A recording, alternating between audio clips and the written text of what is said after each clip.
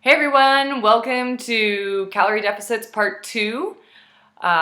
If you didn't watch Part 1, I highly recommend that you go watch it.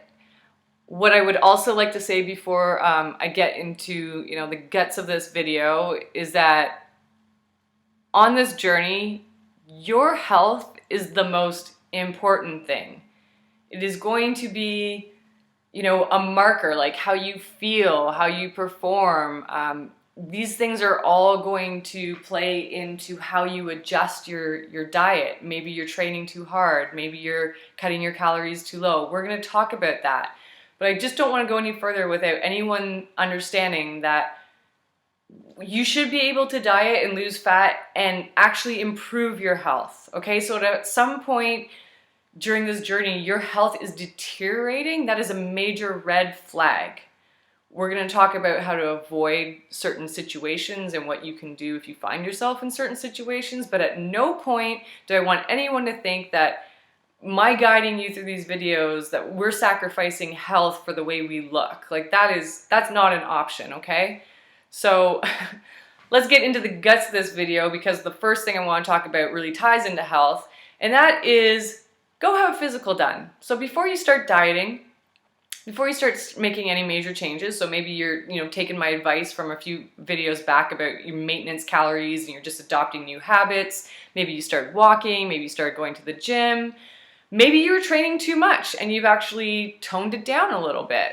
That's also something that some people accomplish in maintenance. So whatever it might be, take this opportunity to go to the doctor and have some blood work done. Get your thyroid tested, get a lipid panel. Just ask your doctor to kind of do the works. I can probably put a link in here that will tell you about the things that I recommend. I'm not here to give you medical advice, but I do want to tell you to go get some kind of baseline blood work done so you have something to compare things to. And just with the women, the issue with women and hypothyroid, I think it's also just a good base to cover right off the get-go, because a lot of women always have in the back of their head thinking that they have a thyroid issue, so it stresses them out.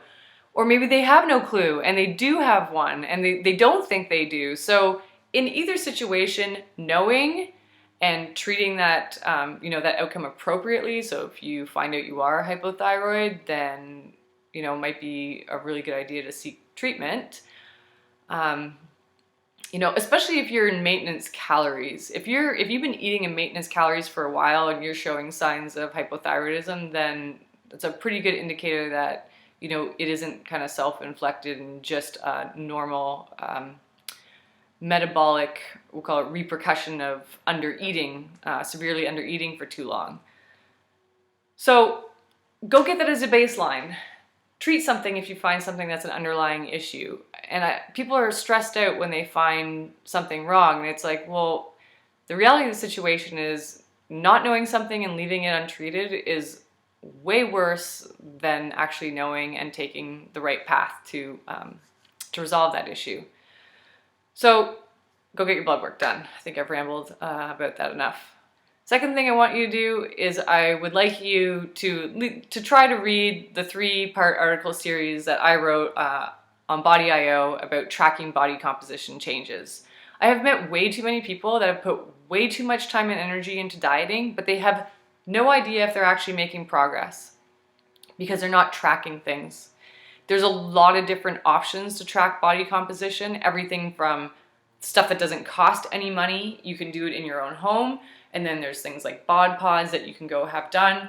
There's a variety of different things that you can use, and not everything appeals to everyone. Not everything is accessible to everyone, but you can use a combination of any of those things to give yourself an accurate picture of your progress. I ask a lot of people, why they didn't track. And a lot of people just say they never thought about it. And then some people are quite brutally honest and they say, well, I just thought there would be like massive changes that I would notice. So, tracking these little things wouldn't make a difference. Fat loss is not like that. When I look at people's monthly progress reports they give me and they send me their progress pictures and girth measurements and those sorts of things, I'm always seeing subtle changes that the client seems to completely overlook, and they're frustrated because it's like this there's not a huge body transformation in like a couple of months. So they get frustrated and they want to go and like revamp their whole diet and just start cutting calories more, exercising 10 times more because they're frustrated. And meanwhile, I'm looking at the pictures and I'm like, you're making progress. You're actually making great progress. And if you look at the tracking that I've asked you to do and we compare the pictures side by side, you'll see it. So I think that's a really important thing that you need to do right off the start.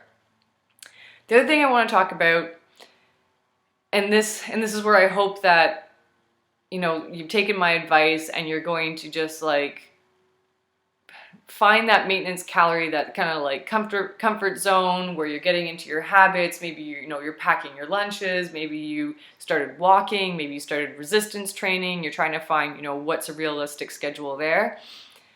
Spend some time in that zone, because if you're about to start dieting and you already feel super stressed, you already feel like it's just like, someone's just on the throttle and everything's just like buzzing because you're so stressed out all the time and you're running to the gym and you're running to get the kids from school and it's chaos. You need to tone it down a bit before you start cutting calories, because when you start cutting calories, that stress and that overdrive feeling that you feel right now is going to come on strong. It is going to feel 10 times worse, and it is going to sabotage what you're trying to do. So sometimes it might be taking on too much exercise.